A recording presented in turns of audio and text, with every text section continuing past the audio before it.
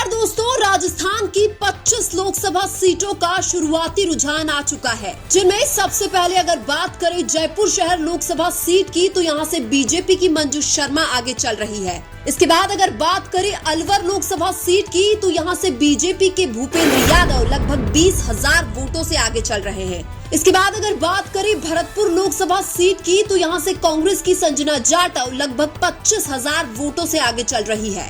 इसके बाद अगर बात करें करौली धौलपुर लोकसभा सीट की तो यहां से कांग्रेस के भजन लाल जाटव लगभग 35,000 वोटों से आगे चल रहे हैं। इसके बाद अगर बात करें दौसा लोकसभा सीट की तो यहां से कांग्रेस के मुरारी लाल मीणा लगभग 58,000 वोटों से आगे चल रहे हैं।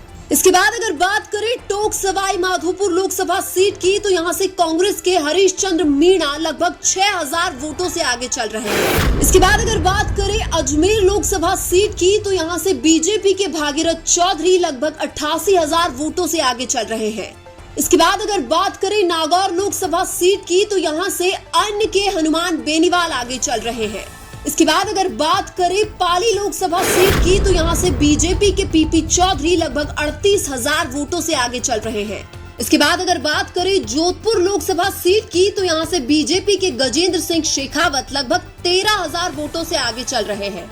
इसके बाद अगर बात करें बाड़मेर लोकसभा सीट की तो यहां से कांग्रेस के उम्मेदाराम बेनीवाल लगभग 29,000 वोटों से आगे चल रहे हैं।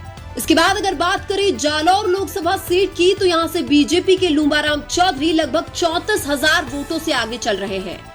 इसके बाद अगर बात करें श्रीगंगानगर लोकसभा सीट की तो यहां से कांग्रेस के कुलदीप इंदौरा लगभग 25,000 वोटों से आगे चल रहे हैं। इसके बाद अगर बात करें बीकानेर लोकसभा सीट की तो यहां से बीजेपी के अर्जुन राम मेघवाल लगभग 15,000 वोटों से आगे चल रहे हैं। इसके बाद अगर बात करें चूरू लोकसभा सीट की तो यहां से कांग्रेस के राहुल कसवा लगभग 20,000 वोटों से आगे चल रहे हैं। इसके बाद अगर बात करें झुंझुनू लोकसभा सीट की तो यहां से कांग्रेस के ब्रिजेंद्र ओला लगभग 7,000 वोटों से आगे चल रहे हैं। इसके बाद अगर बात करें सीकर लोकसभा सीट की तो यहां से माकपा के अमरा राम आगे चल रहे हैं। इसके बाद अगर बात करें जयपुर ग्रामीण लोकसभा सीट की तो यहां से कांग्रेस के अनिल चोपड़ा लगभग 14,000 वोटों से आगे चल रहे हैं। इसके बाद अगर बात करें उदयपुर लोकसभा सीट की तो यहां से बीजेपी के मन्नालाल रावत लगभग 53,000 वोटों से आगे चल रहे हैं। इसके बाद अगर बात करें बांसवाड़ा लोकसभा सीट की तो यहां से अन्य के राजकुमार रोट लगभग 51,000 वोटों से आगे चल रहे हैं। इसके बाद अगर बात करें चित्तौड़गढ़ लोकसभा सीट की तो यहां से बीजेपी के सीपी जोशी लगभग 54,000 वोटों से आगे चल रहे हैं। इसके बाद अगर बात करें राजसमंद लोकसभा सीट की तो यहां से बीजेपी की महिमा विश्वेश्वर सिंह लगभग 96,000 वोटों से आगे चल रही है।